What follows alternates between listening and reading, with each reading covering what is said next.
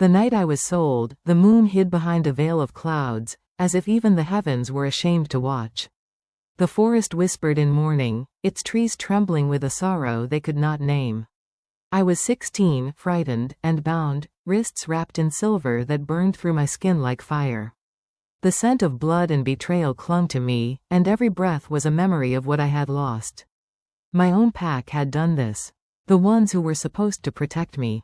They had dragged me through the mud, through the cold river crossing, through the darkness that swallowed every dream I'd ever dared to hold. My mother's voice still echoed in my mind, soft, trembling, begging them to stop.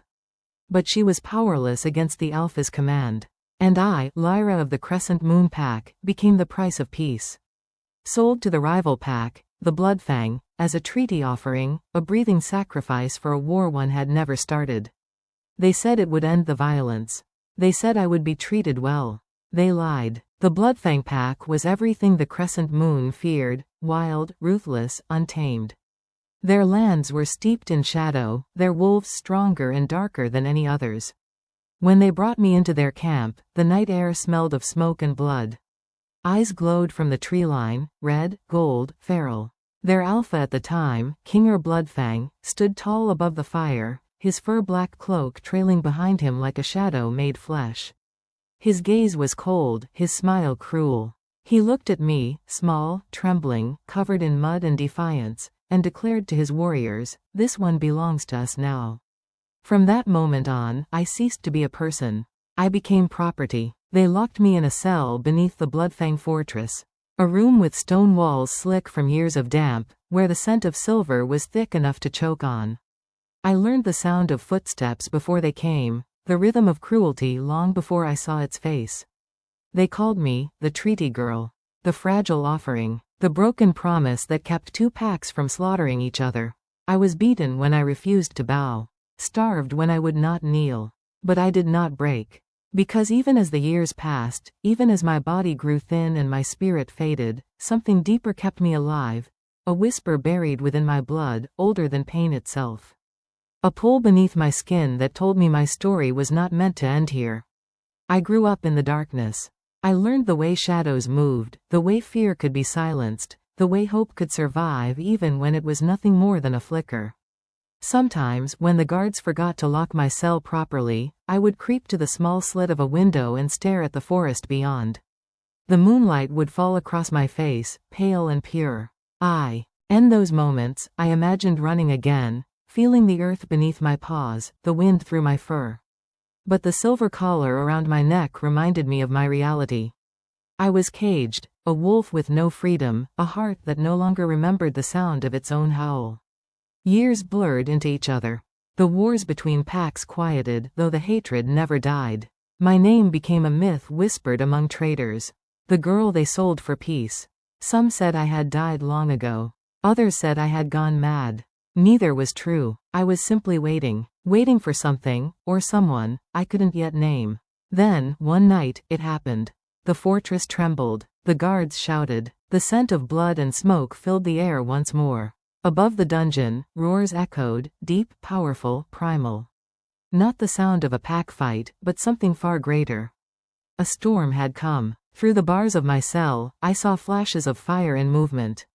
Wolves larger than any I had ever seen tore through the Bloodfang stronghold. Their eyes glowed with fury, not red, but gold. And among them, him. The Alpha who would change everything. He was not from the Bloodfang pack. His scent was foreign, his presence overwhelming, like the very forest had risen in vengeance. His wolf was pure silver, streaked with moonlight, his eyes a deep, stormy blue that cut through the smoke like lightning. I didn't know who he was. But when his gaze fell upon me, even through the iron bars, even through the stench of death, my heart stopped. Because something ancient inside me recognized him. My mate. He broke through the cell door as if it were made of air. The silver shattered. The guards fled. For the first time in years, the chains fell from my wrists, and I could breathe without fire burning through my veins. He knelt before me, the Alpha, the Savior, the storm. I wanted to speak, to ask who he was, why he had come. But my throat refused to form the words. Instead, I stared at him, trembling, my heart pounding like it remembered something I did not. He reached out, and when his fingers brushed my skin, a spark tore through me. It wasn't just heat. It wasn't pain. It was recognition, soul meeting soul, destiny colliding with the present. And in that instant, I knew the truth. He had come for me. Not as a warrior, not as a stranger, but as the one fate had promised me long before I was ever born. The fortress fell that night. The Bloodfang pack scattered into the wilderness, their power broken, their rule ended. And I, the forgotten girl, the prisoner, the offering, was carried out beneath the light of a full, blood-red moon. The forest greeted me like an old friend. The air was sharp, the stars endless.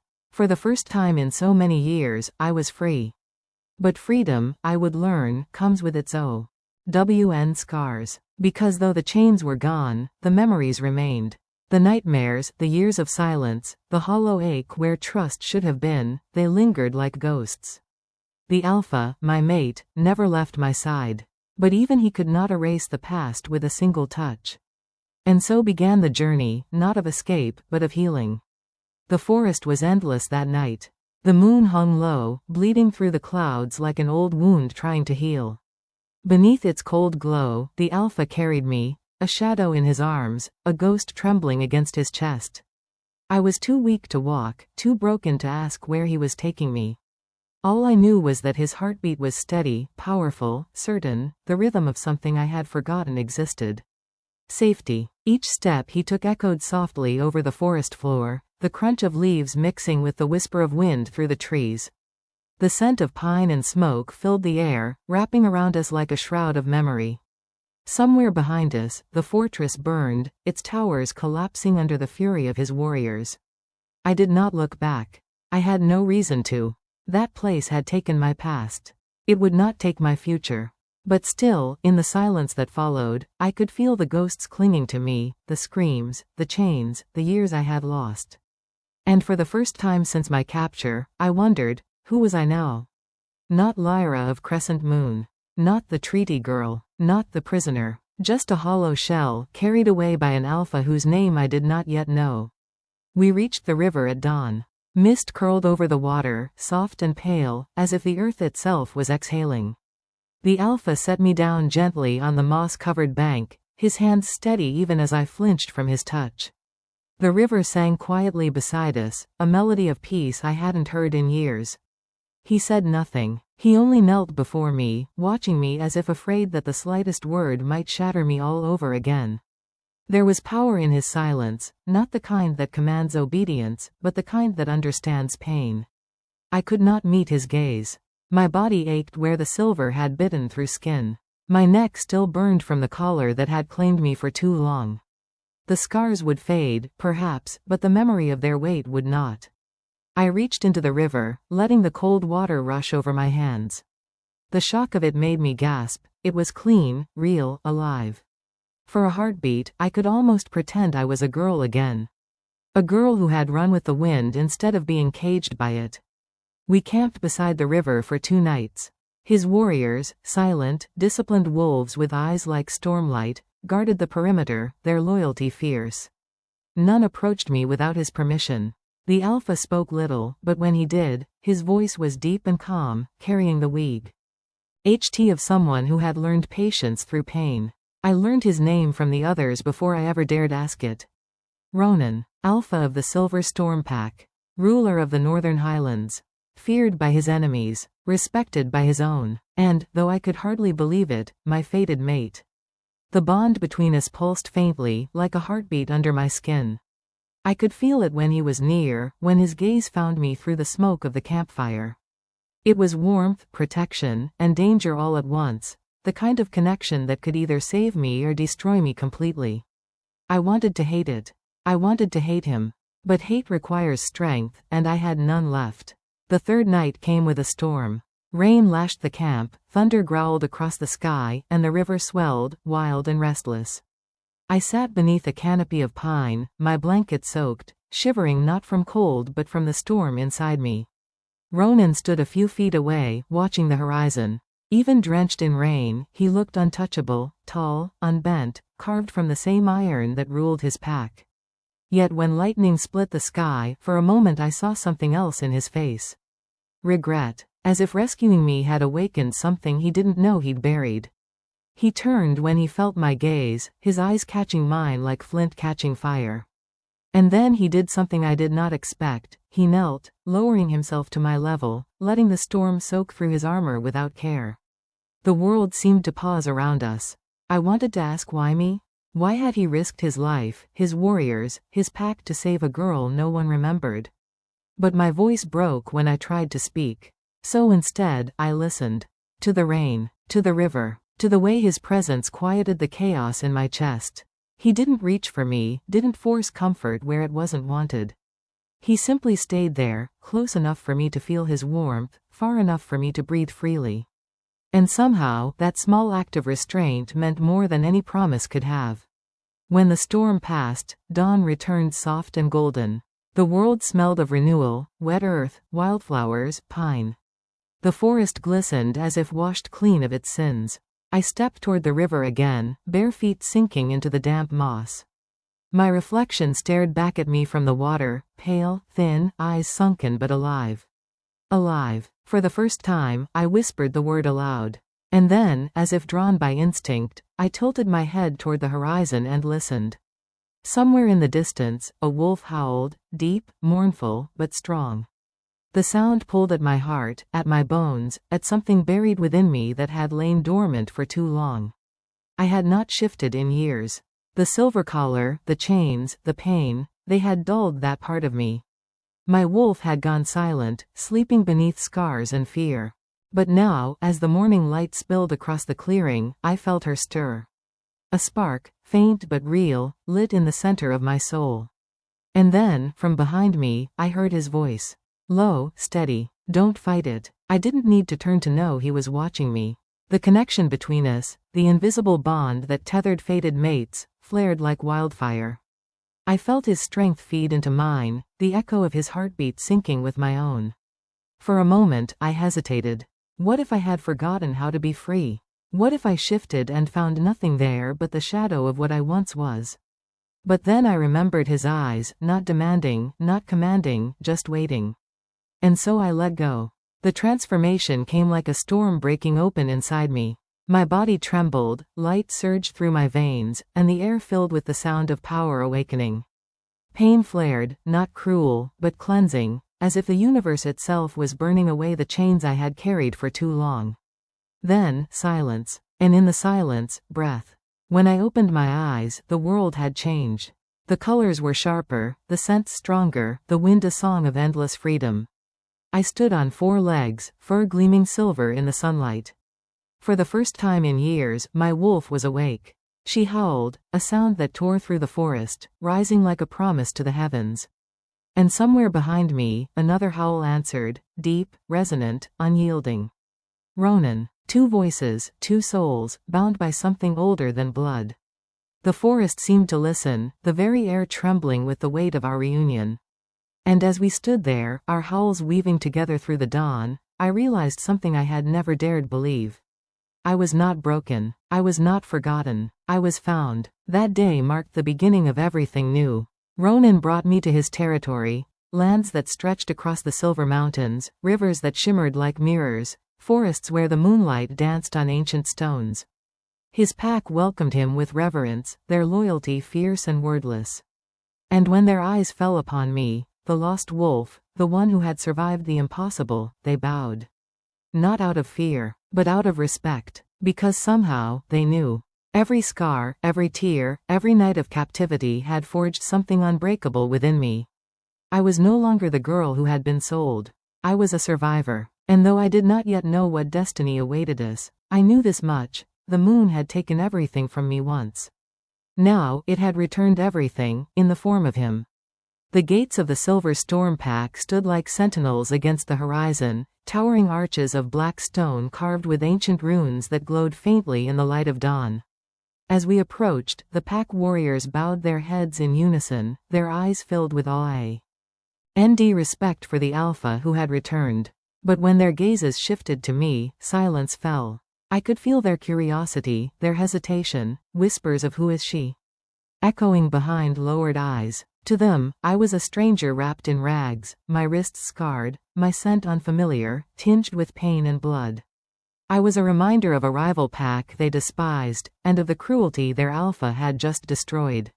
Yet Ronan didn't falter. He didn't hesitate. He reached for me, his hand steady as he guided me through the gates. His touch was firm, protective, a silent declaration that no one, not even his most loyal warrior, would question my presence beside him. The pack members lowered their heads instantly, accepting his silent command. Whatever their questions were, they kept them buried behind obedience. As we crossed into the heart of his territory, I could feel the pulse of life around me, wolves training in the yards, laughter echoing from the den houses, the scent of earth and firewood blending with that of wild herbs.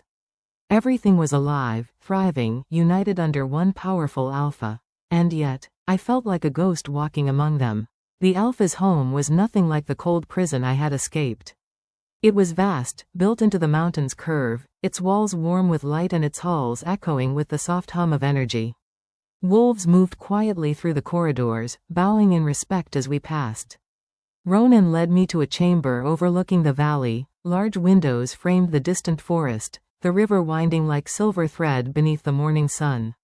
"This will be your room," he said softly, his voice carrying a note of something I couldn't quite name, gentleness, maybe. Or restraint. I stared at him, unable to find words. I wasn't used to kindness that asked for nothing in return. He hesitated before adding, "You're safe here, Lyra. No one will touch you. No one will command you. You answer only to yourself, and to me, if you choose." If I choose. Those 3 words lingered in the air like fragile glass. He turned to leave then, giving me space to breathe. But before he could step away, my voice, small, trembling, broke through the silence. "Why?" I asked. "Why save me? You could have left me there. You owed me nothing." He paused in the doorway, his back to me. For a long time, he said nothing. Only the sound of wind filled the room, whistling softly through the open window. When he finally spoke, his voice was low and quiet, almost as if he were speaking to himself. "I owed you everything," he said. "You just don't remember yet." And then he was gone. The days that followed were strange. Every morning, the pack moved with a rhythm that was foreign to me. Warriors training at dawn, scouts returning from patrol, healers mixing herbs in the courtyard. The sound of laughter and purpose filled the air. I watched them from the balcony, hidden behind the curtains, my fingers tracing the scars on my wrists. The world outside my window seemed too alive, too bright. It hurt to look at it sometimes. The nightmares still came. In my dreams, I was back in the cage, silver chains biting into my skin, the rival alpha's cruel laughter echoing in the dark. I woke each night gasping, clutching the sheets, my heart racing like prey that had forgotten it was free. Once, when the nightmares grew unbearable, I wandered the halls barefoot, searching for air, for silence, for anything to remind me I wasn't still trapped. That's when I heard him, Ronan, in the courtyard below, training with his warriors. Even from the shadows, I could see the strength in him. The way he moved, precise, unyielding, like the storm his pack was named for. Every strike, every motion spoke of discipline and control. And yet, there was something more, a quiet rage simmering beneath the surface, a wound that hadn't healed. When his eyes lifted suddenly, finding mine through the balcony shadows, I froze. For a moment, it felt like the entire world had stilled, no sound, no wind, only the unspoken recognition burning between us.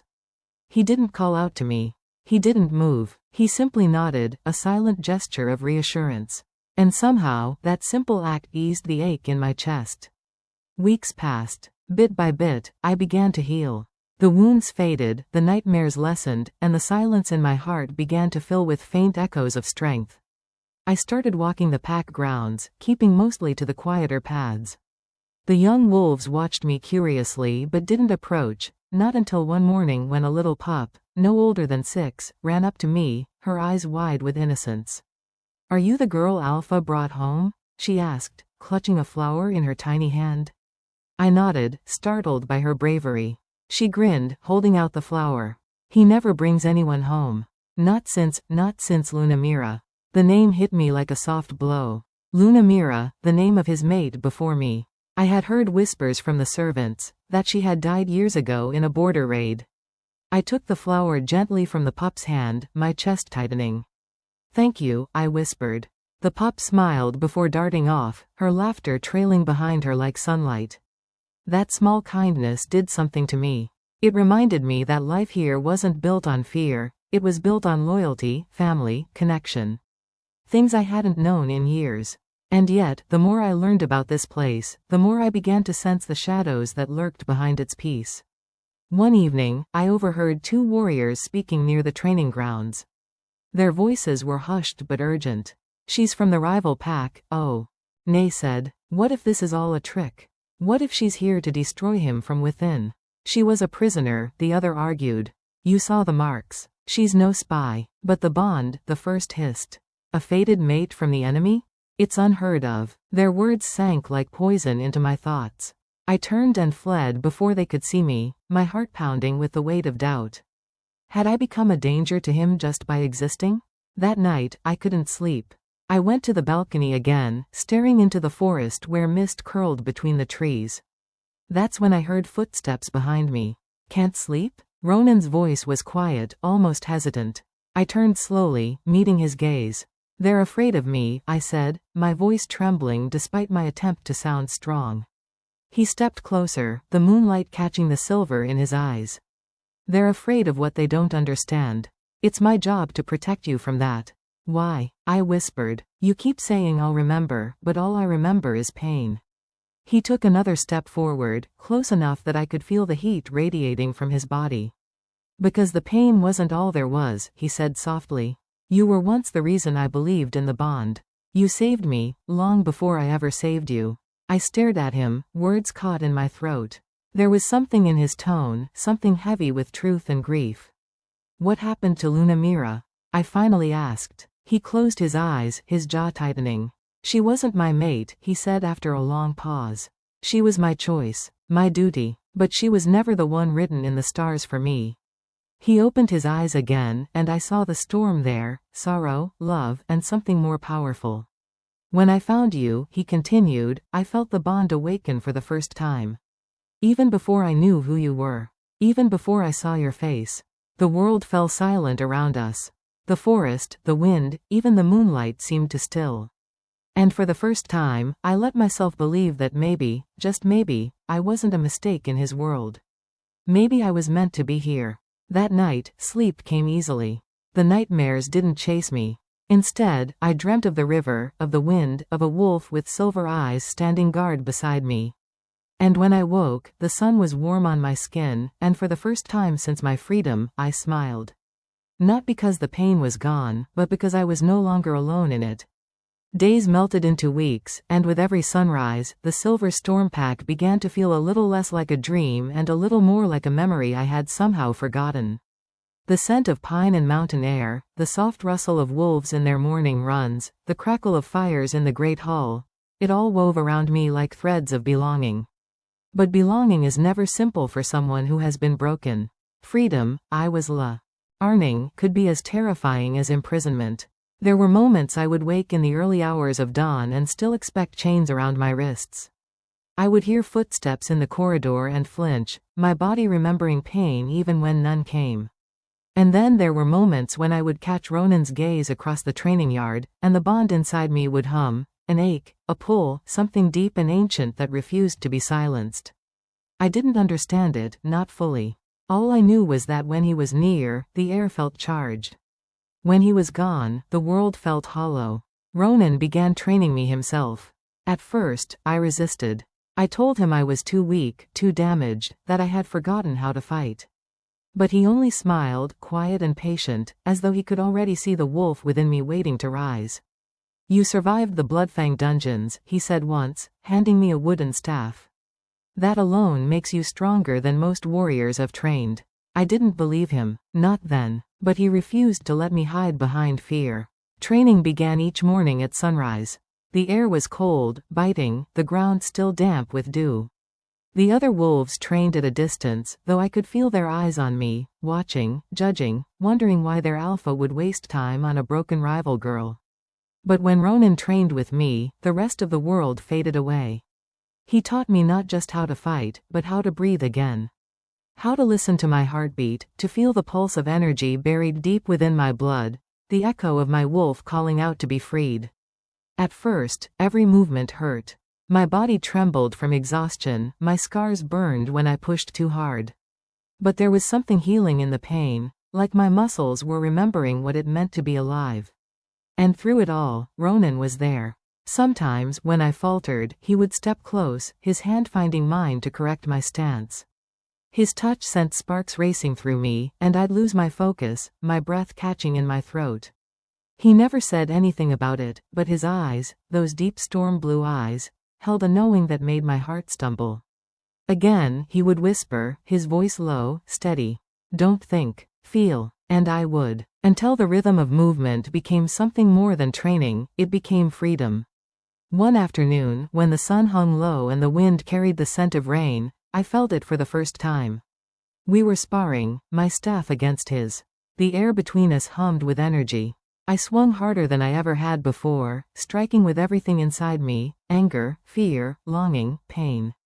He blocked every blow effortlessly, his movements fluid, precise.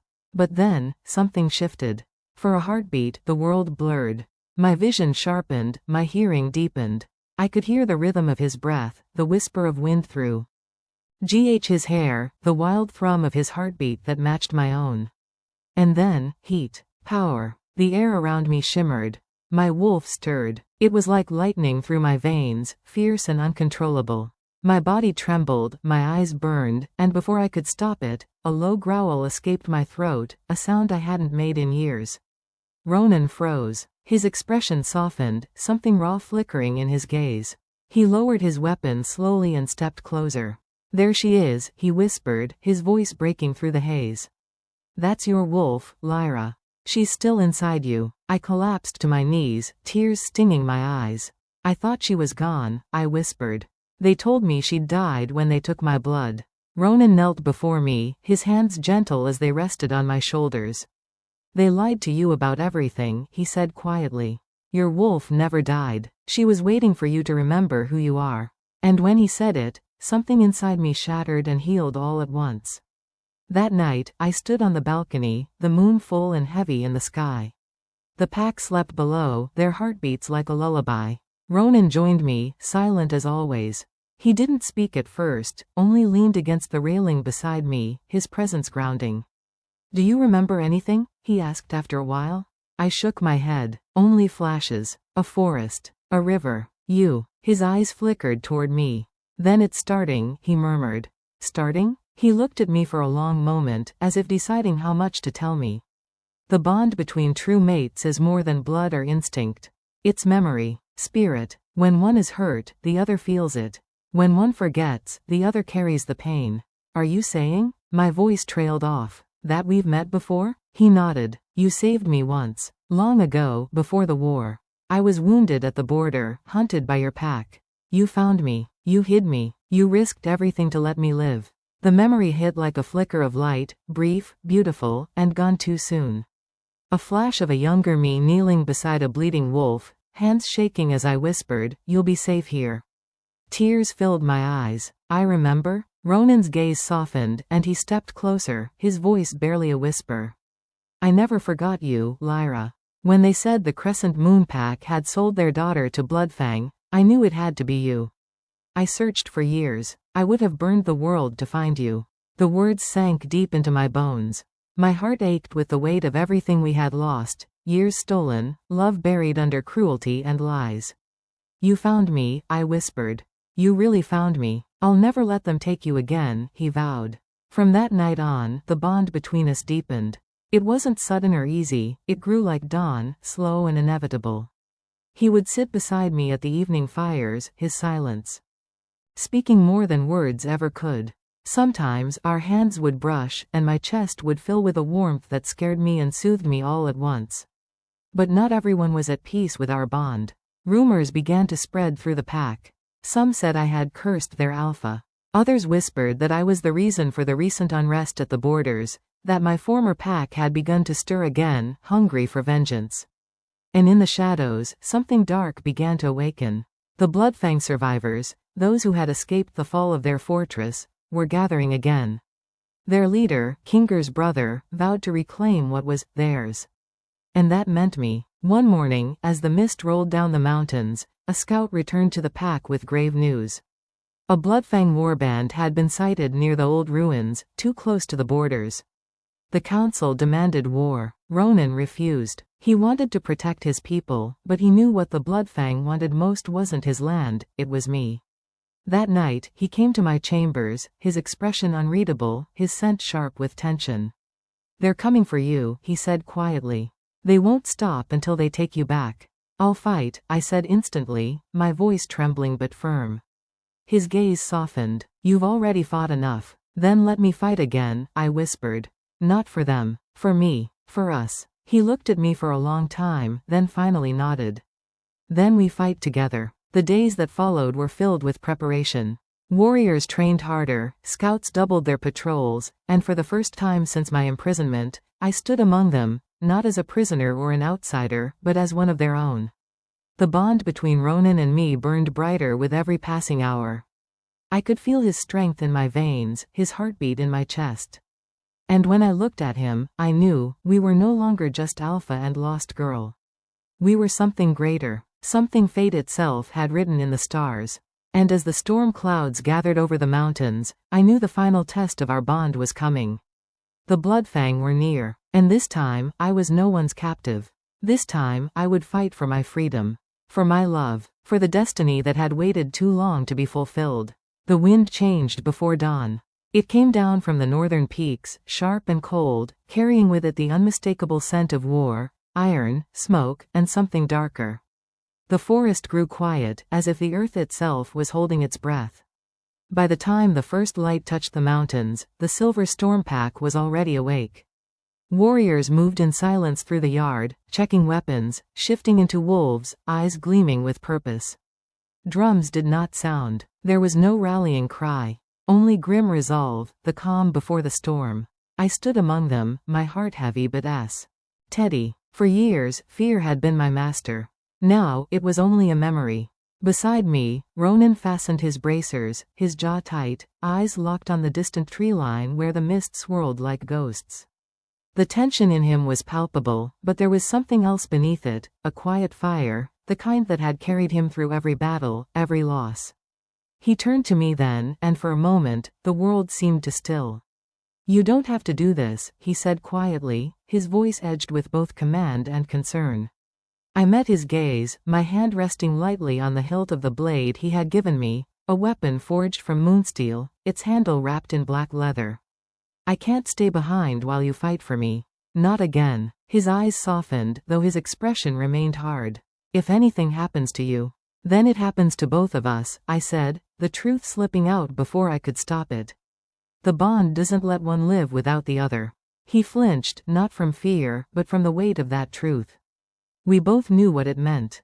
With a faint nod, he turned away. "Then we fight together." We rode out at dawn. The Silver Storm warriors moved like shadows through the forest, wolves and humans side by side, their movements disciplined and silent. Ronan led at the front, his silver-gray wolf towering above the rest, powerful, majestic, the living embodiment of his pack's name. I followed close behind, my senses sharper than they had ever been. The training, the bond, the awakening of my wolf, everything pulsed within me now, alive and wild. I could feel the heartbeat of the earth beneath my feet, the rush of blood in every living creature nearby. When the first howl rose in the distance, long, guttural, filled with rage, I knew the Bloodfang were near. Ronan's head lifted, his own growl answering like thunder rolling across the valley. The war had begun. The first clash came swift and brutal. Bloodfang warriors emerged from the fog, their eyes burning red, their fangs bared. They moved like beasts driven by fury, their snarls echoing through the trees. But the Silver Storm wolves met them head-on, their formation precise, unyielding. Steel met claw. Roars filled the air. The forest floor ran slick with blood and mud. I fought beside Ronan, my blade flashing with the light of the rising sun. Every swing carried the weight of my past, every strike a scream for the years stolen from me. The Bloodfang came in waves, but I no longer feared them. The girl who had been chained in their dungeons was gone. What stood here now was her rebirth. Ronan fought like the storm itself, swift, merciless, unstoppable. His claws tore through armor, his movements fluid and lethal. Whenever I stumbled, he was there, a shield, a shadow, a promise. But even as we held our ground, I could feel something darker stirring. A presence moving through the chaos, unseen but familiar. Then I heard the voice. Little Wolf. The sound froze my blood. I turned, and there he was. Drexen Bloodfang, Kinger's brother. The new alpha of the fallen Bloodfang pack. He was larger than I remembered, his eyes black as the void, his mouth curved in a cruel smile. The scars across his chest glowed faintly with the shimmer of dark magic, the kind that reeked of forbidden rituals and old curses. I wondered when you'd show yourself, Ronan growled, stepping between us. Drexen's laughter was cold, hollow. You think she belongs to you now, Storm Alpha? You think a few broken chains make her yours? She was ours long before you came. His words cut deep, but I didn't flinch. I stepped forward, my voice steady. You never owned me. You only broke what you couldn't control. For a moment, his smile faltered. Then, with a snarl, he lunged. The battle became chaos. Ronan met him in wolf form, their clash shaking the earth. Sparks flew as their claws met, their roars echoing like thunder. I fought beside them, cutting down Bloodfang wolves that tried to reach him, every strike fueled by fury and freedom. But Drexen was no ordinary alpha. Dark energy pulsed through him, feeding on rage and pain. He threw Ronan back with a blast of black fire, something unnatural, something forbidden. The power struck the ground near me, throwing me against a tree. Pain seared through my body. The world spun. Through the haze, I saw Drexen advancing, his fangs dripping with blood, his voice a whisper that crawled beneath my skin. You think he saved you, little wolf? He only took you to finish what we began. You were never meant to be his mate. No, I gasped, forcing myself to stand. I was meant to end you. And then, the bond snapped open. It was like the moon itself had split the sky. Power surged through me, wild and radiant, burning through the last of my fear. The silver mark on my wrist, the one that had once been a chain, began to glow. The air around me shimmered, my wolf awakening fully for the first time. I felt her rise within me, fierce, pure, unbroken. When I shifted, it was like stepping into my true skin again. My fur was white as snow, streaked with silver light. My howl cut through the battlefield, a sound that silenced even the chaos for a heartbeat. Ronan, bloodied and battered, looked up from where he had fallen, and in his eyes, I saw awe. Lyra, he whispered. Together, we turned on Drexen. The battle that followed was unlike any other. His dark magic clashed against our bond, the earth shaking beneath the power unleashed. Every time he struck, we struck together, alpha and mate, storm and moon, fury and light. In the end, it wasn't strength that defeated him. It was unity. When he lunged for Ronan's heart, I threw myself between them, our wolves colliding with his in a burst of silver fire. Our bond flared to life, merging our power, our souls. The light tore through the darkness, dissolving the shadow that had sustained Drexen's curse. His final scream echoed through the mountains before fading into silence. And then, the battlefield was still. When the dust settled, the Bloodfang were gone, scattered, defeated, broken. The Silver Storm wolves raised their heads to the sky, howling in victory, their voices blending with the rising wind. I stood beside Ronan in the fading light, our bodies battered, our hearts still racing. The moon broke through the clouds then, bathing us in silver. He turned to me, blood streaking his cheek, his eyes softening with something deeper than relief. You saved me, he murmured. We saved each other, I whispered. He smiled faintly, his hand brushing the side of my face. You were never my prisoner, Lyra. You were always my destiny. And as the moonlight wrapped around us, I felt it, the bond, the power, the peace. For the first time in years, I wasn't running from my past. I was standing in my future. The morning after the battle was eerily quiet. The forest, once echoing with roars and howls, now lay still beneath a sky heavy with mist. The air smelled of ash, blood, and rain. Broken branches littered the ground, and the bodies of fallen wolves, both Silver Storm and Bloodfang, rested where they had fallen. I stood on a ridge overlooking the battlefield, the cool wind brushing against my face, carrying whispers of mourning and rebirth. My body ached from the fight, my arms were streaked with cuts, but none of it mattered. We had survived. We had won. Ronan approached from behind, his steps heavy but certain. His silver-gray hair was damp, his eyes weary yet alive. There was something in his silence, a weight that came from leading men into death and bringing only some of them back. He stopped beside me, his gaze sweeping across the valley. "The land will remember this day," he said softly. I turned to look at him. "And so will we." For a long while, neither of us spoke. The wind moved between us, carrying the faint howl of a mourning wolf somewhere in the distance. It was a sound that pierced through even the strongest hearts, a reminder that even in victory, there was loss.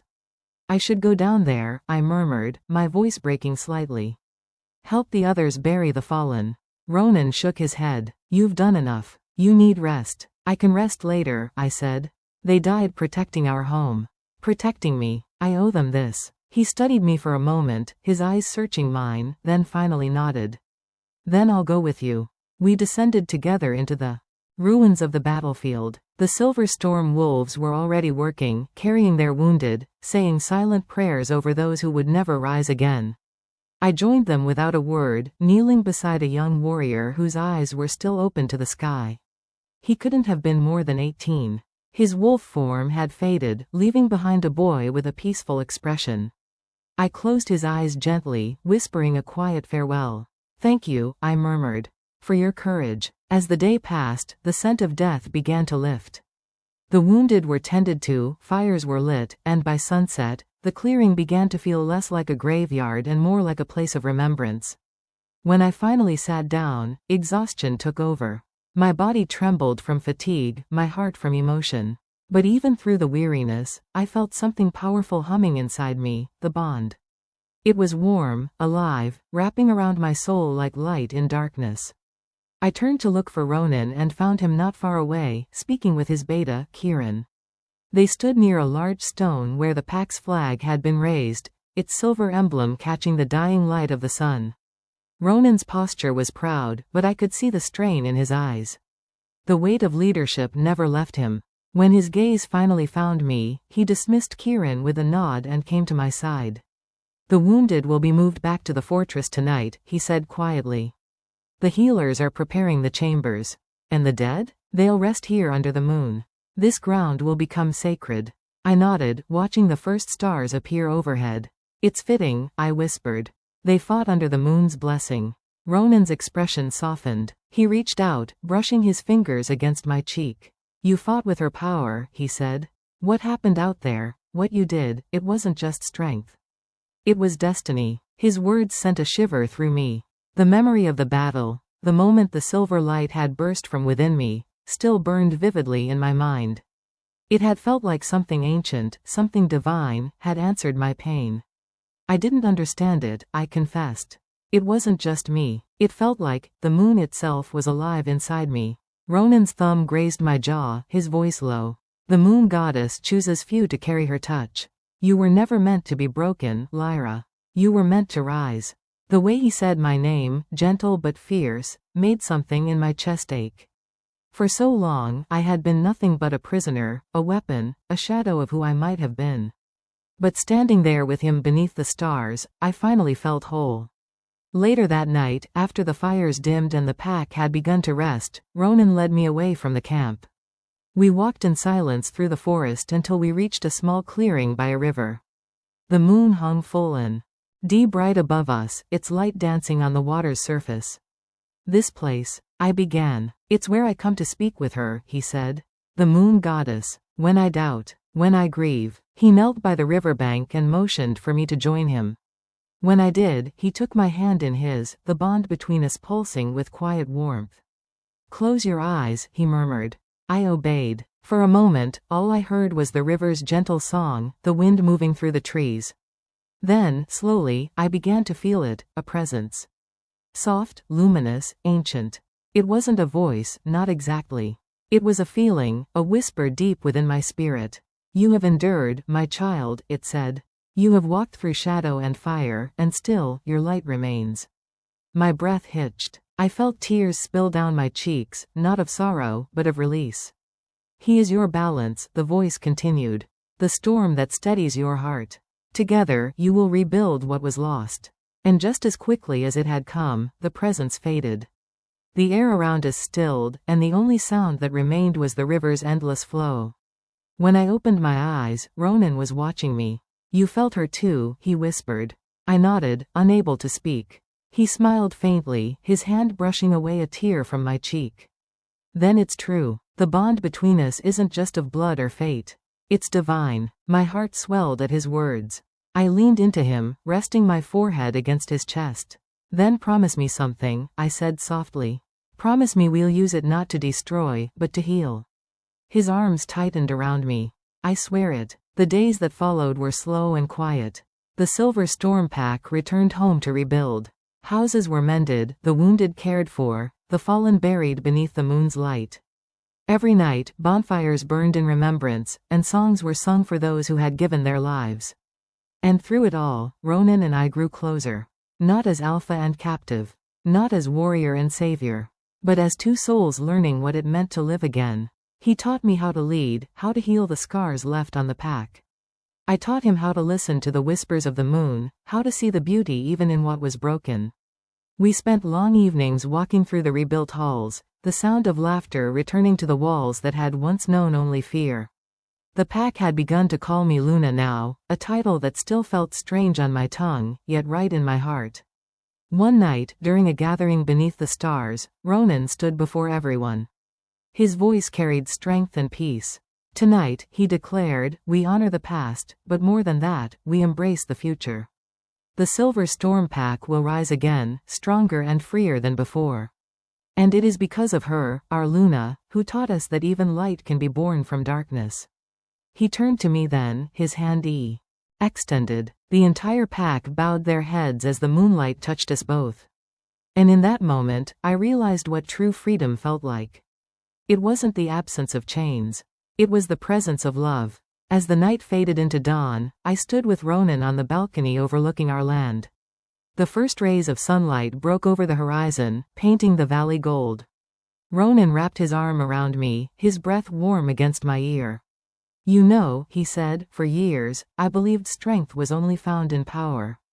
But you showed me it's found in love, too. I smiled, leaning against him. And you showed me that love can be fierce.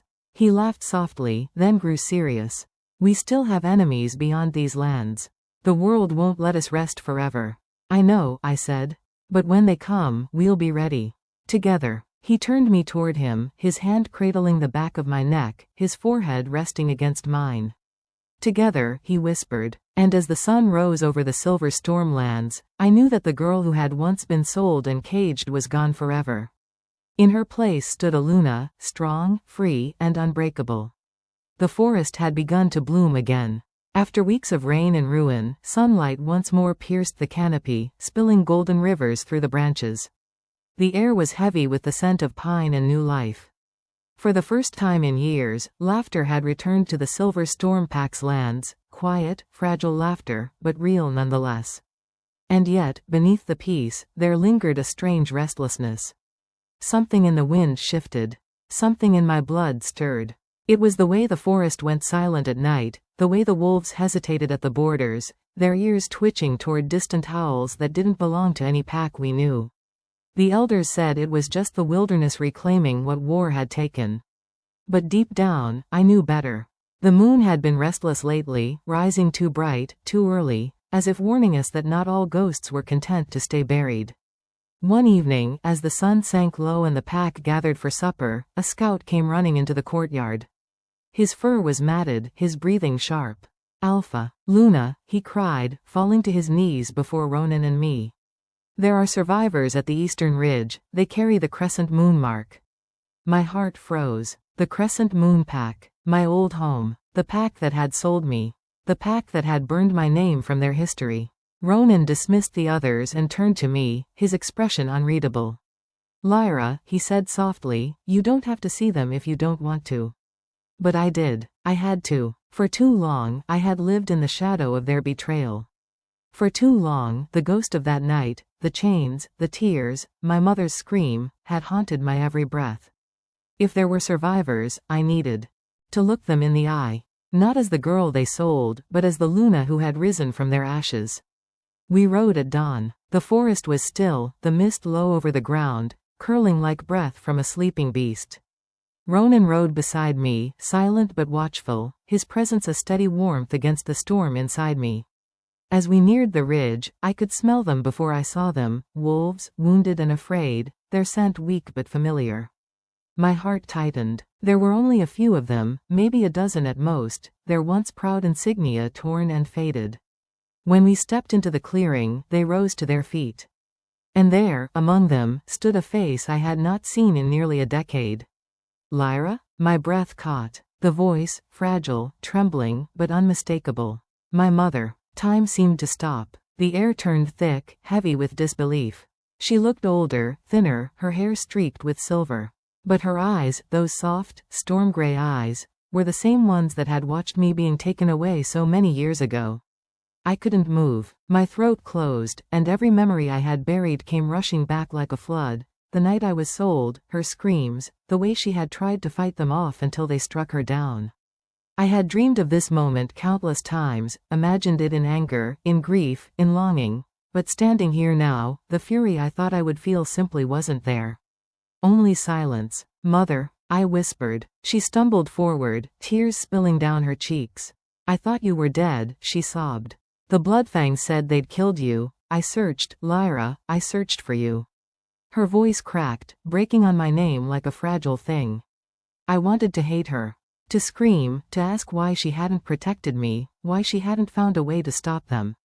But as she fell to her knees before me, clutching at my cloak, all I saw was the same desperate woman who had once tried to shield me with her own body. The same mother who had loved me in a world that had no mercy for the weak. I knelt down, my fingers trembling as I touched her hair. It's over, I whispered. I'm here now. And just like that, the years between us shattered. Ronan stood a few steps away, giving us space but watching carefully. He knew what this meant. That the ghosts I had fought for so long were no longer just memories, but flesh and blood standing before me. The other survivors bowed their heads respectfully. I recognized some of them, old faces from my childhood. Warriors who had once trained beside my father. Elders who had watched me grow up. One of them, an older man with a scar running across his jaw, stepped forward. We owe you more than we can ever repay, Luna, he said. When the Bloodfangs fell, we thought the war was over. But rogue packs turned on us. Many died. The crescent moon is gone. His words cut deep. Gone. The land that had once been my home, my birthright, erased from the earth. My mother's sobs filled the silence. We lost everything, she whispered. But if you're alive, if you're safe, then maybe not everything was in vain. I swallowed hard, looking around at the weary faces. These were not enemies. Not anymore. They were remnants of a home that no longer existed, of a life that had been stolen from all of us. Ronan took a step closer, his voice calm but firm. You'll be safe here, he said to them. The Silver Storm Pack will offer you shelter and protection. The past is behind us. My gaze met his, gratitude and love swelling in my chest. He didn't have to do this. He could have turned them away, but he didn't. He knew what it meant, for me, for us. That night, I walked alone through the camp, listening to the soft hum of new voices mixing with old. The crescent moon wolves had found a place among us, though unease still lingered at the edges. Two packs that had once been enemies were now bound by fragile trust, by me. As I passed by the healer's tent, I heard my mother's voice speaking quietly inside. She's changed, she was saying. She carries the moon's power now. Yes, the healer replied. But the power came with a price. I paused, my breath catching. A price. I stepped back from the tent, staring up at the moon rising above the tree line. It was full again, burning bright and silver. Its light fell on me like a blessing, or a warning. Later, Ronan found me standing on the balcony outside our chamber. You've been quiet, he said, his voice low. There's so much I don't understand, I whispered. Why now? Why are they back after all this time? He joined me, wrapping an arm around my waist. Maybe fate isn't finished with you yet. Fate, I murmured bitterly. It's strange how she plays her games. He smiled faintly. She gave me you. I'll forgive her anything for that. His warmth eased some of the storm inside me. I leaned against him, my head resting on his shoulder. Do you think they'll ever see me as one of them again? He looked out over the forest, his expression unreadable. You're not one of them anymore, Lyra. You're something greater. You're the bridge between what was and what will be. His words sank deep, both comforting and terrifying. Because I knew he was right. I wasn't the frightened girl who had once been sold for peace. I was Luna now, bearer of the moon's gift, mate of the Alpha who had defied death to save me. And yet, deep down, a question still lingered. What had the moon taken from me in return for that power? Days turned into weeks. The crescent moon survivors began to heal, finding purpose again within our ranks. My mother spent most of her days helping the Healers, her soft laughter beginning to fill the halls once more. For the first time in years, I felt the faint flicker of something like family. But then, one night, as the moon reached its zenith, I woke to the sound of howling. Not the pack's call, but something darker. Ronan burst into our chamber, his eyes glowing gold. They're here, he growled. I rose, already shifting, my heart pounding. Who? He bared his teeth. The rogues who destroyed the crescent moon. They followed the survivors here. The air turned electric. The forest outside was alive with movement, shadows darting between the trees, eyes glowing red in the dark. The peace we had fought for was breaking again. And as I looked out at the silver-lit forest, I knew the truth. The moon's test was not over. It had only just begun. The night burned crimson. The moon that rose above the silver storm-pack lands was no ordinary moon. It was blood-red, swollen and alive, pulsing like a beating heart. The forests glowed in its eerie light, casting long shadows that moved like restless ghosts. The air itself felt wrong, heavy with magic, as though the goddess herself was holding her breath. And beneath that cursed light, war returned to our gates. The howls came first, long, drawn-out cries that echoed through the valleys, shaking the leaves from the trees. Then the smell of them reached us, rogues. Wild, feral, and blood-drunk. Wolves that had lost their humanity long ago, driven only by hunger and the thrill of destruction. From the watchtower, I could see them, hundreds of eyes gleaming red in the darkness. They moved like a swarm, their claws digging into the soil, their breath steaming in the cold night air. The Blood Moon War had begun.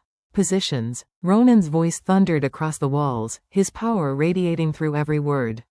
The warriors shifted instantly, forming ranks along the perimeter. The Silver Storm Pack was ready, older, stronger, rebuilt after the fall of the Bloodfangs. But the sheer number of rogues, it was unlike anything we'd seen. I stood beside Ronan, the wind whipping through my hair. The bond between us thrummed, alive and wild, a silver thread pulling our hearts into sync. His aura flared beside mine, commanding, fierce. And yet, beneath the fire in his eyes, I saw fear, not for himself, but for me. You're not fighting tonight, he said, his tone sharp, final. I turned to him slowly. You know I can't stay back. Lyra, I've faced worse chains than death, Ronan, I said quietly. Don't ask me to watch my family die again. For a moment, the world went still between us. The sound of the wind, the distant snarls, the crackling torches, all of it faded beneath the weight of that moment. Then, without another word, he nodded. Side by side, Alpha and Luna. We faced the night. The first wave hit like a storm. The rogues burst from the trees, snarling, their bodies moving in a blur of fur and teeth. The impact shook the ground. Our front line met them head-on, claws flashing, fangs colliding. The sound was chaos, roars, screams, the crack of bone, the hiss of silver.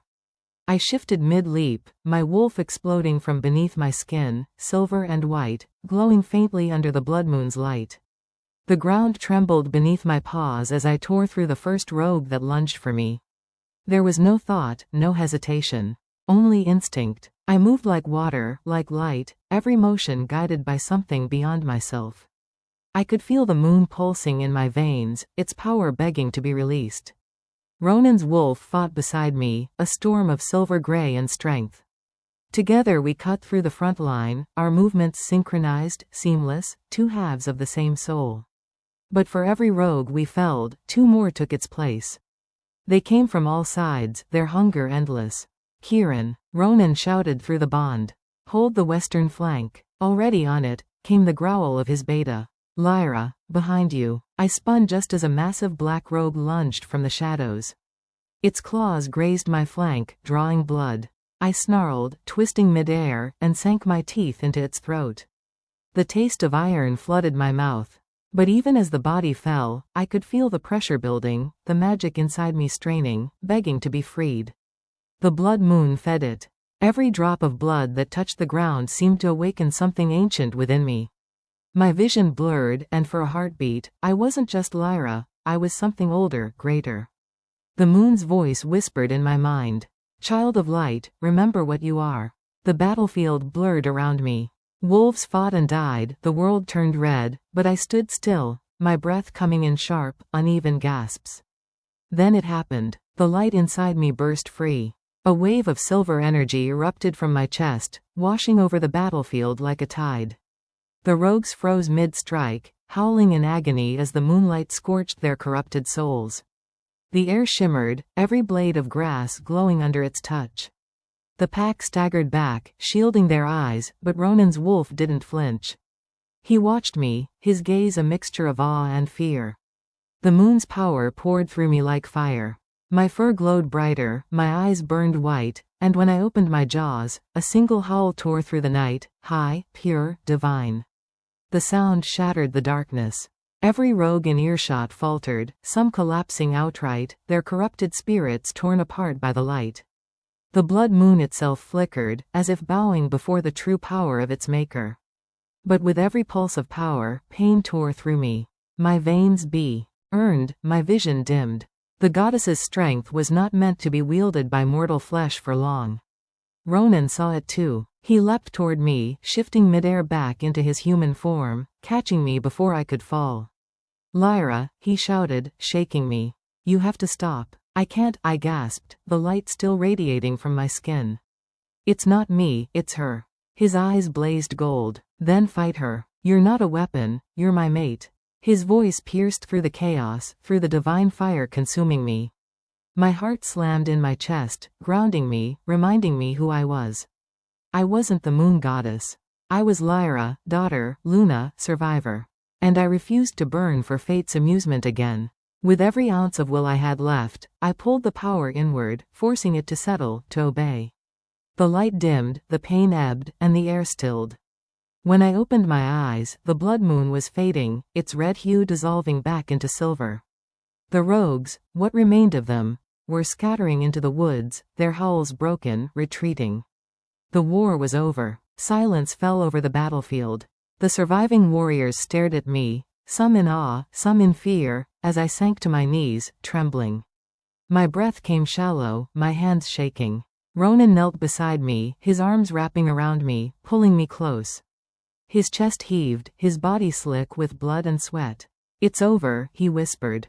You did it. No, I said softly, my voice barely audible. We did. He smiled, weary, proud, and full of love.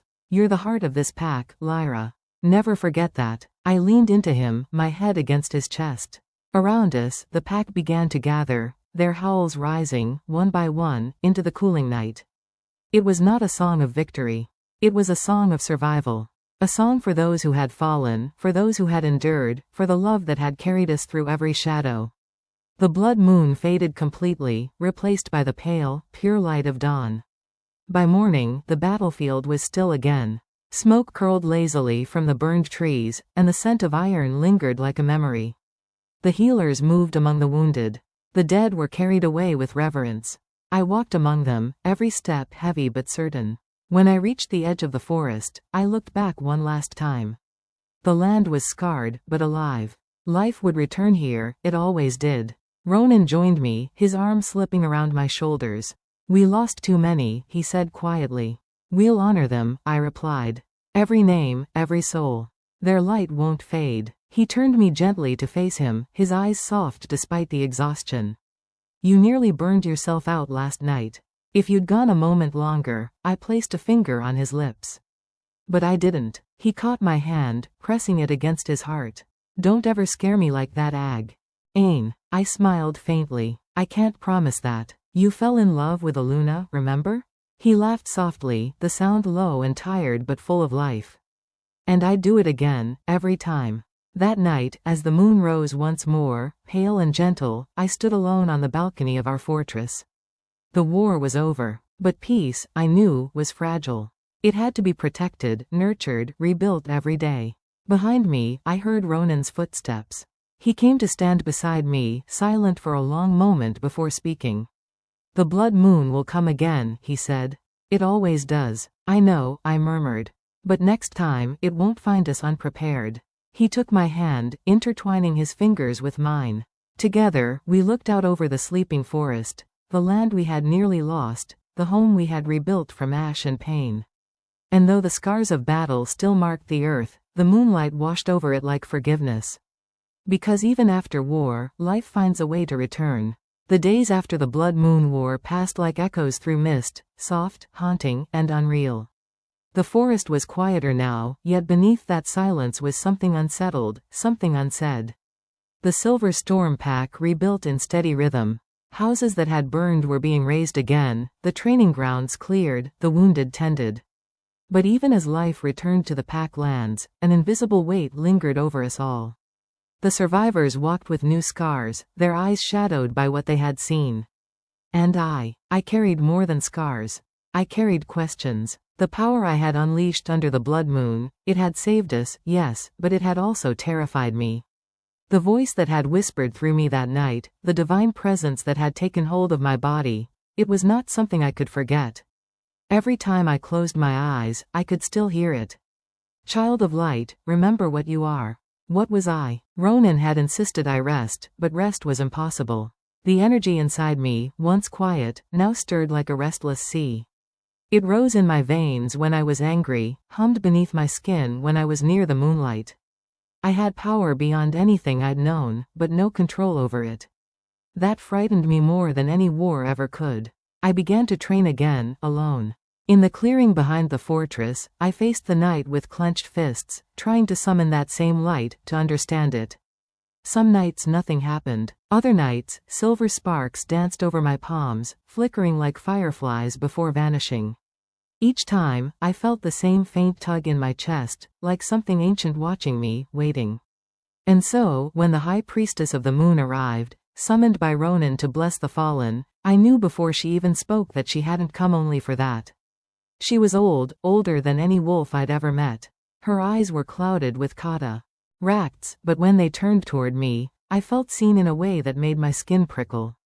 She wore robes of pale gray, embroidered with threads that shimmered like silver under moonlight. When the rites for the dead were done, she asked to see me privately. We met in the temple at the edge of the forest, where the moonlight filtered through stained glass, painting the floor in shifting patterns of light. The air smelled faintly of sage and rain. You carry the mark, she said as soon as I entered. I froze. What mark? She raised a trembling hand, pointing at my chest. The moon's heart beats within you. Few have borne it and lived. My breath caught. The moon's heart? The essence of the goddess herself. Once, long ago, she divided her soul among chosen bloodlines, to keep her power alive in the mortal realm. Those lines were thought lost. The priestess's voice dropped lower. Until you. I shook my head. That's not possible. I was born to no one important. My parents were farmers before the Bloodfangs took me, she smiled faintly. You think the goddess chooses the powerful? No, child. She chooses the broken. The heart that bleeds most carries her light best. Her words sank into me like a blade. The memories of my years in captivity flashed behind my eyes, the chains, the pain, the nights I prayed for death. Why now? I whispered. Why did it awaken during the blood moon? Because something darker stirs, she said simply. The war you fought was not the end. It was the beginning. That night, I told Ronan everything. He listened in silence, his hands clasped behind his back, his face unreadable. When I finished, the firelight flickered across his jaw, casting sharp shadows. So the goddess's power runs through you, he said quietly. And there's more war coming. Yes, I said, but I don't know when, or against who. He crossed the room, cupping my face gently. Then we'll be ready. Whatever comes next, we face it together. His words should have comforted me. But they didn't. Because there was something he didn't know, something I hadn't told him. When the priestess had touched my hand to bless me, a flash of vision had seared through my mind. Ronan standing in flames, his eyes fading to silver, his hand slipping from mine. And a voice whispering, "The heart of the wolf must fall for the moon to rise." I hadn't told him because I refused to believe it. But the fear stayed with me, like a shadow that would not leave. Days turned to weeks. The pack healed, the fortress hummed with life again. But the nights grew colder, and the dreams darker. One evening, as the snow began to fall, I found Kieran, Ronan's beta, waiting outside my chamber door. His expression was tense. "You should see this," he said. He led me down into the dungeons beneath the foe. RTRESS, where the air was thick and damp. A single torch flickered on the wall, casting long, crooked shadows. In the last cell, chained and bloodied, was a man I recognized instantly. A Bloodfang survivor. The same crest was burned into his shoulder, the mark of the pack that had sold me years ago. I froze, memories slamming into me like knives. The cold stone floor, the taste of iron, the sound of laughter as they locked me away. Ronan arrived moments later, his presence filling the small space with raw power. "Speak," he ordered the captive. The man coughed, blood dripping from his lips. "You think the war is over? Foolish alpha." The Bloodfangs were only one head of the serpent. Ronan's eyes narrowed. "And what serpent is that?" "The Order of the Eclipse," the man hissed. "They come for her. For the goddess's vessel." He turned his gaze toward me, and even through the blood, I saw the madness there. "They will tear your heart from your chest, child. They will finish what we could not." Before Ronan could question him further, the prisoner convulsed, foam spilling from his mouth. Poison. Within seconds, he was dead. Silence filled the chamber. Kieran cursed under his breath. Ronan's jaw tightened. "They're organized," he muttered. "Someone inside helped them get this far." I looked down at the dead man's face, my pulse pounding. The Order of the Eclipse. The name alone carried weight, ancient and heavy. And if they were coming for me, then every soul in the Silver Storm Pack was in danger again. That night, as the storm raged outside, I sat by the window, staring at the snow swirling through the air. Ronan joined me quietly, wrapping a blanket around my shoulders. "We'll find them," he said. "Whoever they are, wherever they're hiding, we'll find them first." But I shook my head. "This isn't a fight of claws and blood, Ronan. This is fate. And fate doesn't lose easily." He tilted my chin up, forcing me to meet his gaze. "Then we'll rewrite it." Something in his voice broke the weight inside my chest. I leaned into him, breathing in the scent of cedar and smoke. His arms tightened around me, and for a moment, the world felt small and safe again. But deep down, I knew peace never lasted for long in our world. The goddess had chosen me, and the universe never gave gifts without a price. The next morning, I found a letter slipped beneath my door. No seal, no scent, just elegant, slanted handwriting. "The moon remembers her children. The eclipse rises. Come to the ruins beyond the river if you wish to know the truth." My heart pounded as I read it. Whoever had written it knew exactly how to draw me in. I should have gone to Ronan. I should have burned the letter. But curiosity, and the whisper of destiny, pulled me harder than reason ever could. So that I went alone. The forest beyond the river was cold, mist curling through the trees like ghostly breath. The ruins loomed ahead, broken stone pillars, the remains of a temple older than any living wolf. And waiting in the center, cloaked in silver, was a figure. "I knew you'd come," she said. Her voice was soft, melodic, and painfully familiar. When she lowered her hood, I felt the ground tilt beneath me. Because I knew her face. My sister. I stumbled back, shaking my head. "No, that's not possible. You died in the raid." Her eyes glimmered with sorrow. "That's what they told you. What they made you believe." Tears burned behind my eyes. "I buried your name in the ruins of our village, Celine." She stepped closer. "And I have watched you ever since. The Bloodfangs didn't kill me, Lyra. They gave me to the Order." The words struck like thunder. She reached out a trembling hand. "The same power that burns in you burns in me. We were both chosen, but our paths were divided. One heart of light, one of shadow." My breath caught. "Shadow?" The moon gave her soul to 2 daughters, Celine said softly. One to guide, one to test. The order serves me now. And I have come to claim what's mine. The last thing I saw before everything went white was the glint of moonlight on her blade. And the sound of her whisper, "Forgive me, sister. The prophecy demands your fall." The world burned silver. When my sister's blade touched my skin, the air itself screamed. Light and darkness collided, a storm of moonfire swallowing the ruins. I fell to my knees, clutching my chest where her strike had grazed me, not enough to kill, but enough to unleash the power buried deep inside. The goddess's voice rose within me, distant yet familiar, echoing through every vein. 2 hearts, 1 moon. One must fall, one must rise. Celine's eyes glowed with shadows, her expression torn between grief and fury. You were never meant to wield it, Lyra, she said, her voice trembling. The light burns what it touches. You'll destroy everything you love. I staggered to my feet, silver fire flickering around me. Then let it destroy me. But I will not let it destroy them. The ground trembled beneath us, the ruins splitting open as ancient power stirred from beneath. The moon above bled into red, the final eclipse had begun. Somewhere far away, I could hear howls, silver storm warriors calling my name, Ronan's voice roaring through the forest like thunder. But I knew he wouldn't reach me in time. This was not his battle to fight. This was mine. The wind howled between the broken pillars as Celine circled me, her movements graceful, her blade gleaming with black moonlight. The shadows bent toward her, obeying her will.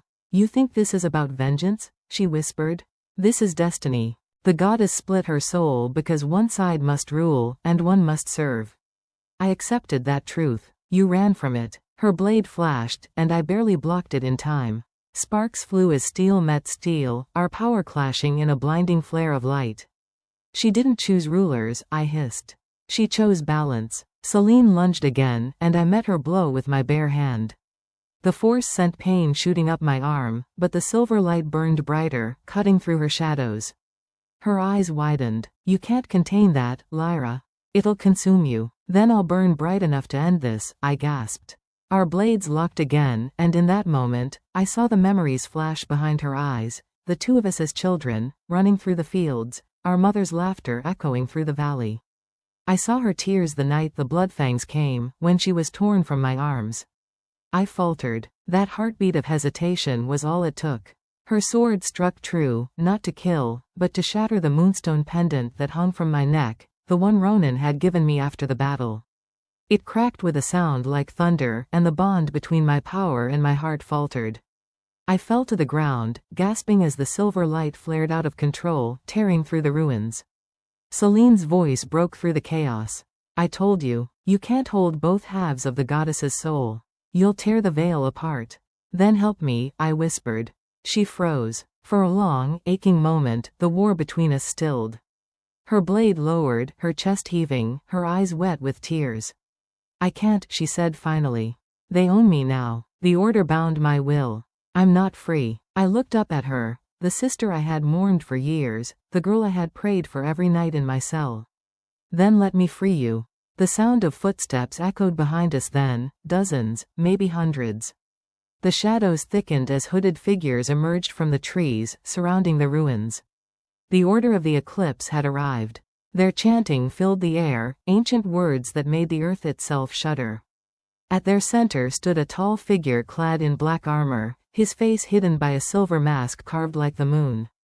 His voice was deep, resonant, inhuman. The prophecy completes tonight, he declared. The moon's daughters will unite in death. Their power will feed the new age. The chanting grew louder. The wind howled. I forced myself to my feet, swaying. You'll have to take it from me first. The masked leader laughed. We already have. Your sister is the key. Celine's body went rigid. Her eyes turned black, the shadows consuming her as the order's spell took hold. Her scream tore through the night as she collapsed, and when she rose again, she was no longer my sister. She was something else. Her form shimmered, her hair whipping around her face as darkness poured from her like smoke. Her voice was layered now, 2 tones at once, the sister I loved, and the monster the order had made her. The light must die, she hissed. And then she struck. The battle that followed was chaos incarnate. The earth split beneath us, silver and black fire clashing, swallowing everything in its path. The Order's acolytes fell like shadows to flame, their screams echoing through the forest. But Celine, my sister, was unstoppable. Every strike of her blade sent waves of shadow tearing through the ground, every whisper of her magic suffocating the light. And yet, somewhere deep inside her, I could still feel the bond that had not died, the blood that still tied us. Ronan reached the clearing then, his wolf form blazing silver under the moonlight. His howl shattered the chant of the Order, scattering the remaining cultists. He shifted mid-stride, rushing toward me, his body battered, his eyes wild. Lyra. I turned, just as Celine lunged again. Ronan, no, I screamed. But it was too late. He threw himself between us, her blade sinking deep into his side. The sound that left my throat was not human. Time slowed. The light in my chest burst into wildfire. I caught him as he fell, his blood warm against my skin. His eyes, always so strong, softened as they met mine. Don't cry, he whispered. You're the moon's fire, Lyra. Don't let the dark take you. My tears fell onto his cheek. I can't lose you. You won't, he said weakly, his fingers brushing my face. I'll find you, in every life. And then his hand fell limp. The world shattered. I rose, trembling, the fire inside me turning to rage. Silver flames roared from my body, spreading across the ruins. The goddess's voice echoed again, fierce and sorrowful. Balance must be restored. Light and shadow must merge. I looked at Celine, at what remained of her, and stepped forward through the storm. She raised her sword again, tears streaming down her blackened cheeks. End it, she whispered. Please. I reached out instead and took her hand. Silver and black light collided, spiraling upward into the night sky. The power surged between us, not to destroy, but to unite. For the first time in centuries, the two halves of the goddess's soul touched again. I saw our memories flash around us, the day we were born, the night we were separated, every moment that had brought us here. The darkness fought, screaming to stay alive, but the light did not destroy it. It embraced it. When the storm faded, the ruins were silent. The Order was gone. The red eclipse had turned back to white. And Celine knelt before me, free at last. Her eyes, now soft, human, met mine. You did it. I smiled through tears. We did it. She reached for me, but her hand flickered with light. I can't stay, Lyra. The goddess calls us both, but only one can remain. My half must return to her. I shook my head desperately. No, not again. I just got you back. She smiled faintly. You freed me. That's enough. Her fingers brushed my cheek. Take care of him, the alpha who saw your soul. Love him enough for both of us. And then, like mist under dawn, she was gone. The next moments blurred. I held Ronan's body against me, refusing to believe he was gone. The ruins glowed faintly, the moon's light shining through the clouds, soft and pure. I laid my forehead against his chest. Please, I whispered, don't leave me. And the moon answered. The silver glow that had surrounded me shifted, flowing from my body into his wounds. His blood shimmered like liquid light. His breath hitched, once, twice, and then, slowly, he opened his eyes. Lyra? I sobbed, laughing through the tears. You stubborn wolf. You came back. He smiled faintly, his hand finding mine. I told you. I'll find you in every life. The moon shone brighter then, wrapping us both in light. The power inside me finally quieted, settling into peace. The war was over. The prophecy fulfilled, not by death, but by love. Weeks later, the silver stormlands bloomed again. The snow melted, rivers ran clear, and the forest sang with life. The ruins beyond the river became sacred ground, rebuilt into a temple of balance, dedicated to both the light and the shadow. Celine's name was carved in silver on the altar. Ronan stood beside me at the ceremony, his arm wrapped around my waist. When the moon rose that night, full and bright, he whispered against my ear, "You still glow, you know." I smiled softly. "That's because you're looking at me." He laughed, low and warm, pulling me closer. "The world may fall apart again one day, Lyra. But if it does, we'll build it back together. Always." And under the light of the healed moon, surrounded by the pack we had saved, I knew he was right. Because after all the years of chains, blood, and loss, I had found my freedom not in power, but in love that refused to die. Epilogue: the dawn of peace. Years passed. The goddess's temple stood as a beacon for every wolf who sought redemption. The packs, once divided, now lived side by side in peace. And on nights when the moon was brightest, when the wind carried the scent of silver rain, I could still feel Celine beside me, her laughter in the leaves, her warmth in the stars.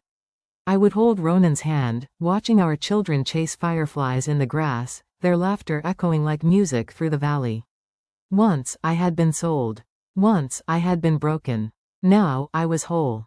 The light and the shadow, the storm and the moon, all of it lived within me. And as I lifted my gaze to the heavens, I whispered softly, "Thank you, sister. The moon has finally come home."